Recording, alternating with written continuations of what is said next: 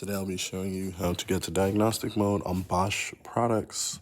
Could be Thermador, Gaggenau, and these are the hidden buttons. Right. So we're gonna number these 1, 2, 3, 4, 5, 6. So the sequence is going to be 2, 3, 6, 3, 6. Don't worry about the feedback. Just do it quickly and it'll get you into diagnostic mode. So you're gonna go 2, 3, 6, 3, 6. Lights are gonna go off.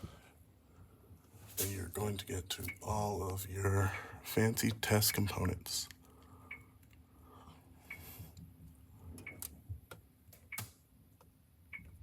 Here you'll be able to check every single part of this unit and all the errors and everything.